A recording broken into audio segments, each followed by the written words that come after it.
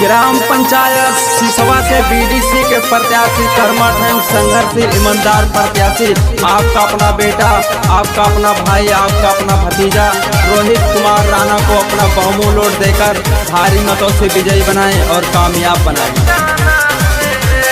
विजयी बनाना है और रोहित भैया को जिताना है।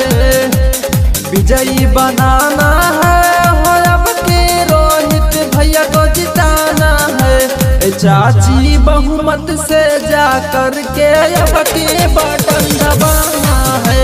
चाची बहुमत से जा कर के अब के बटन दबाना है। विजयी बनाना है और रोहित भैया को जिताना है। चाची बहुमत से जा कर के अब की बटन दबाना है।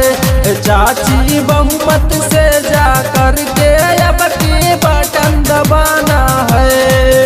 ग्राम पंचायत सिसवा से रोहित भैया कहते हैं वादा किए जो काम करूंगा, झूठे वादे नहीं करूंगा, विकास का गंगा बहाऊंगा। बीडीसी नहीं मेरा गांव का हर बच्चा बीडीसी रहेगा मेरे भाई और मेरे बहनों, भूल ना जाना रोहित राणा को विजयी बनाना और अपने गांव का विकास का गंगा बहाना।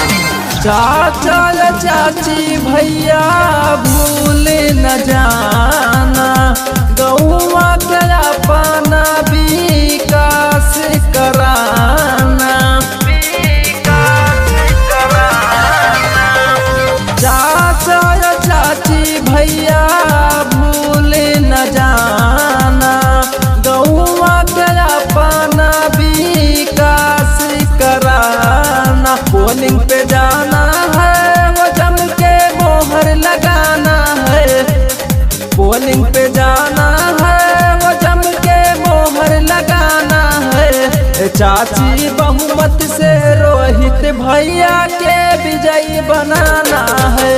चाची बहुमत से रोहित भैया के विजयी बनाना है। प्यारे भाई और बहनों, इस बार सिसवा से युवा संघर्ष रोहित भैया उतरे हैं मैदान में। आप सभी से हाथ जोड़कर निवेदन है इस बार बीडीसी के चुनाव में चाहते प्रत्याशी भारी मत देकर विजयी बनाए।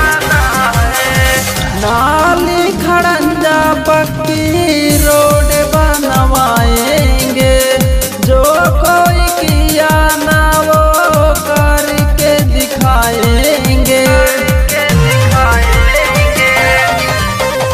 नाली खड़ंजा पक्की रोड बनवाएंगे, जो कोई किया ना वो करके दिखाएंगे। कदम बढ़ाना है गाँव को सुंदर बनाना है। तो कदम बढ़ाना है गाँव को सुंदर बनाना है।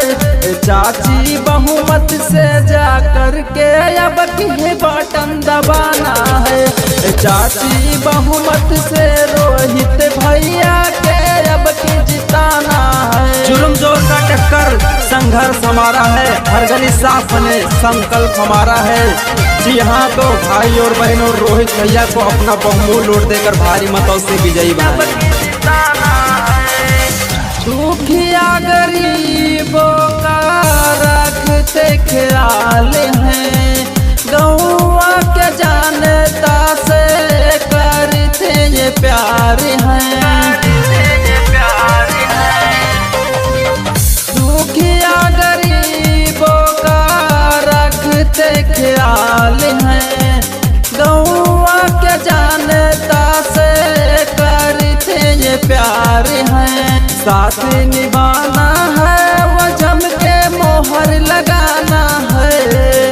वो साथ निभाना है वो जम के मोहर लगाना है। चाची बहुमत से जा कर के अब की बटन दबाना है। चाची बहुमत से अब की रोहित भैया के जिताना है।